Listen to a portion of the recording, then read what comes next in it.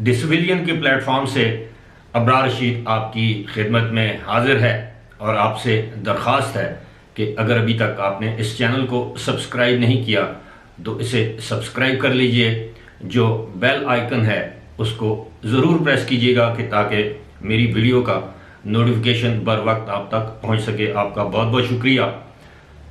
Mohsin bag के हवाले से इस वक्त पाकिस्तान के main stream media, social media पर एक बहस जारी है कि उनके साथ ये क्या हुआ, क्यों हुआ, क्या ये किसी इंतकाम की आग का नतीजा था, क्या वज़ीर आज़म ने उनसे इंतकाम लिया, अगर इंतकाम लिया तो किस बात का इंतकाम लिया।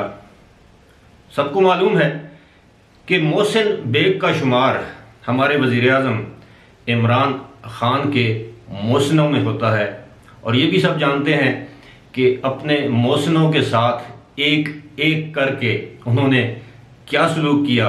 ये बात किसी से पोशीदा नहीं है, लेकिन बात यह है कि ये सिर्फ मुराद सईद या रेहाम खान की किताब का मामला नहीं है, इसके पीछे और भी बहुत से मुहर्रिकात हैं। आज मैं आपको बताने की कोशिश करूंगा कि मोहसिन बेग, जिनके ताल्लुकात इस्टेब्लिशमेंट के साथ यानी पाकिस्तान की इस्टेब्लिशमेंट के साथ किसी से ढके छुपे नहीं हैं, और यही वजह है कि उन्होंने बारहा इस बात का एतराफ़ किया कि 2018 के इलेक्शन से पहले, बल्कि बहुत पहले, उन्होंने 1 अरब रुपए से ज़्यादा रकम इकट्ठी करके इमरान खान के हवाले की, जिसका कोई हिसाब किताब नहीं है। बहरहाल जो भी है, ये एक इल्ज़ाम ही है। वक्त आने पर मुमकिन है वो इस इल्ज़ाम को साबित भी कर सके, लेकिन अपने मुतअद्दिद टॉक शोज़ में उन्होंने इस बात का इंकशाफ भी किया कि उनके पास ऐसे ऐसे सबूत हैं कि वो अगर उनके खिलाफ इंतकामी कार्रवाई की गई तो वो मौजूदा वज़ीर आज़म के लिए सुहाने रूह बन जाएंगे और वो उनको बताएंगे अगर उनके साथ इंतकाम की कार्रवाई की गई तो वो एक जुर्म का बदला 10 मरतबा लेंगे। ये तो वक्त बताएगा, लेकिन अब मैं आपको बताऊंगा कि 2 ऐसे मामलात हुए हैं जो कि इस वक्त मेन स्ट्रीम मीडिया से पोशीदा है। शायद आपके इल्म में हो या ना हो, मैं आपको बता देता हूं। ये बातें जो मैं कर रहा हूं from horses mouth, first hand information के मुताबिक मोहसिन बेग तकरीबन 1 या 1.5 माह कबल लंदन में थे।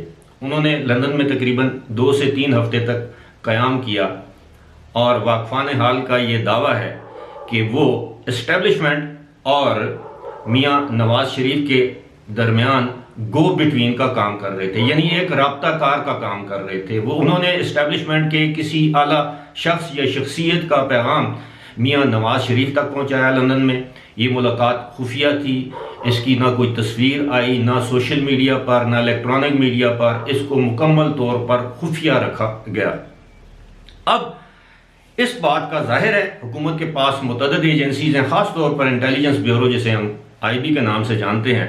IB ने ज़रूर ये इतला दी होगी वज़ीर आज़म को कि जनाब मोहसिन बेग इस वक्त लंदन में है और लंदन में उनकी जो सरगर्मियाँ हैं ज़ाहिर है वो IB की निगाह में होंगी, और IB ने रिपोर्ट की होगी वज़ीर आज़म को कि जनाब मोहसिन बेग मियाँ नवाज शरीफ से मिल चुके हैं। और मोहसिन बेग का मियाँ नवाज शरीफ से मिलना इमरान खान के लिए एक जानना काफ़ी है, क्योंकि माजी में इसी तरह के पैगामात लेकर मोहसिन बेग इमरान खान के पास जाते थे। वो उस वक्त इस्टेब्लिशमेंट और इमरान खान के दरमियान गो बिटवीन थे। अब वो गो बिटवीन बन गए हैं between establishment and Nawaz Sharif. तो ये बात जाहिर है वज़ीर आज़म को किस तरह हज़म हो सकती कि उनका एक साबका दोस्त साथी जो कि ना सिर्फ मियाँ नवाज शरीफ के साथ खुफिया मुलाकातें कर रहा है बल्कि उनके खिलाफ साजिशों के जाल बुन रहा है और वो उनके खिलाफ टेलीविजन टॉक शोज में मुतअद्दिद इल्ज़ामात भी लगा रहा है। लेकिन इससे भी अहम खबर एक और है, वो भी मैं आपको बताता हूँ।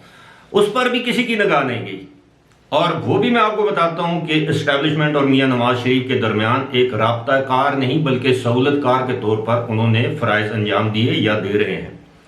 जी हाँ, मेरे अपने इलाके से ताल्लुक़ रखने वाले साबिक़ वज़ीर आला सूबा सरहद, साबिक़ गवर्नर KPK सरदार मेहताब अहमद ख़ान अब्बासी साहब, अब्बासी कहने पर वो नाराज होते हैं। सरदार मेहताब साहब, जी हाँ, उन्होंने भी एक लंदन का दौरा किया। उन्होंने भी नवाज शरीफ के साथ एक तफसीली मुलाकात की। ये मुलाकात 1 to 1 भी थी, यानी सिर्फ नवाज शरीफ और सरदार मेहताब साहब उस मुलाकात में मौजूद थे। फिर एक मुलाकात में इसहाक डार साहब भी तशरीफ़ फरमा थे। यानी सरदार मेहताब साहब की मियां नवाज शरीफ से एक से ज़्यादा मुलाकातें हुई। मुकामी लोगों का यह कहना है कि सरदार मेहताब साहब ने मियां नवाज शरीफ साहब से तकाजा किया कि उनके बेटे सरदार शमून को जो सिटी काउंसिल की जो मेयरशिप है एबटाबाद की, उसका टिकट दिया जाए। और इस हवाले से मुर्तज़ा जावेद अब्बासी जो कि इस वक्त सूबाई जनरल सेक्रेटरी हैं मुस्लिम लीग नून के, वो इसकी मुखालफत ना करें। अगर वो कर रहे हैं तो इस मुखालफत से दस्तबरदार हो जाएं। अब बात इतनी सादा नहीं है कि सरदार मेहताब अपने बेटे के टिकट के लिए इस्लामाबाद से लंदन जाएं, वहाँ पर क़याम करें और फिर लंदन में सिर्फ टिकट का तकाजा करें। जाहिर है दो सियासतदान और दो आम मुस्लिम लीगी लीडर आपस में जब मिलते हैं तो वो सिर्फ टिकटों की बात नहीं करते, वो भी बल्दियाती सतह के टिकटों की, वो मुल्क की अमूमी सियासत की बात भी करते हैं। अगरचे सरदार मेहताब काफ़ी अरसे से मुस्लिम लीग नून में एक खामोश हैसियत अख्तियार किए हुए, बावजूद इसके कि माजी में वो काफ़ी मुतहर्रिक थे। मुमकिन है इसकी वजह उनकी सेहत भी हो, मुमकिन है उनके कुछ इख्तलाफात भी हों मुस्लिम लीग की क़यादत के साथ, ख़ास तौर पर मियाँ नवाज शरीफ के साथ। लेकिन इस मरतबा वाकफान हाल का ये कहना है कि सरदार मेहताब साहब जिनके इस्टेब्लिशमेंट के साथ राब्ते हैं, किसी से पोशीदा नहीं है, वो इस्टेब्लिशमेंट के ब्लू आइड हैं। सरदार मेहताब साहब ने एक से ज़ायद मरतबा माजी में इस खाकसार के सामने, दीगर साफ़ियों के सामने भी इस बात का इकरार किया है कि इस्टेब्लिशमेंट से बिगाड़ कर आप पाकिस्तान में सियासत नहीं कर सकते। इससे मुराद ये है कि उनका सॉफ्ट कॉर्नर तो हमेशा रहा है इस्टेब्लिशमेंट के साथ, और हमेशा इवन मुस्लिम लीग नून के जो लोग हैं वो भी ये समझते हैं कि सरदार मेहताब साहब जो हैं वो शहबाज शरीफ के नज़रियाती तौर पर शहबाज शरीफ के ज़्यादा करीब हैं, क्योंकि शहबाज शरीफ भी इस्टेब्लिशमेंट के साथ बनाकर रखने के कायल रहे हैं और हैं। अब सरदार मेहताब साहब की जो मुलाकात हुई है मियाँ नवाज शरीफ के साथ, वो जिस तरह मैंने बताया है कि वो लोग जो कि हालात से वाकिफ़ हैं वो ये जानते हैं कि सरदार मेहताब साहब यहाँ से इस्टेब्लिशमेंट का खुसूसी पैगाम लेकर मियाँ नवाज शरीफ के पास गए। वहाँ पर अगर सरदार अयाज सादिक की मुलाकात होती है तो वो पब्लिक कर दी जाती है, उसकी तस्वीरें आती हैं, और जो नून लीगी रहनुमा मियाँ नवाज शरीफ साहब से मुलाकात करते हैं उनकी तस्वीरें सोशल मीडिया पर, इलेक्ट्रॉनिक मीडिया पर, प्रिंट मीडिया पर हमें देखने को मिलती हैं। लेकिन आपने सरदार मेहताब की कोई तस्वीर जो है कम से कम मेन इलेक्ट्रॉनिक मीडिया पर यह इस हवाले से कोई खबर आपने नहीं देखी होगी। ज़्यादा से ज़्यादा शायद उनके किसी फेसबुक पे, लोकल लेवल के फेसबुक पर मियाँ नवाज शरीफ के साथ उनकी मुलाकात की कोई एक आध या दो तस्वीर छप चुकी हैं। अब ये सारे मामलात ऐसे हैं जिससे ये ज़ाहिर होता है कि हालात जो हैं इस वक्त मुस्लिम लीग नून के हक में या फेवर में जा रहे हैं, और ये चीज़ हमारे जो वज़ीर आज़म हैं इनको हजम नहीं हो पा रही। और मंडी बहाउद्दीन की जो तकरीर है वो किसी वज़ीर आज़म की तकरीर नहीं थी, वो ऐसे लगता था कि कंटेनर पर खड़े एक अपोजिशन लीडर या अपोजिशन रहनुमा की तकरीर है। उसमें उन्होंने वही घसी पिटी पुरानी बातें की, वही घिसे पिटे इल्ज़ामात लगाए, वही चोर डाकू की तकरार, वही मौलाना डीजल वगैरह। ये कतन किसी वज़ीर आज़म की तकरीर नहीं थी। ऐसा लगता है कि इमरान खान इलेक्शन मोड में जा चुके हैं, लेकिन इस मोड में जाने से पहले यानी वजारत उज़्मा के मनसब पर फायज रहते हुए वो अपने मुखालफीन को ऐसा मज़ा चखाना चाहते हैं कि वो याद रखें।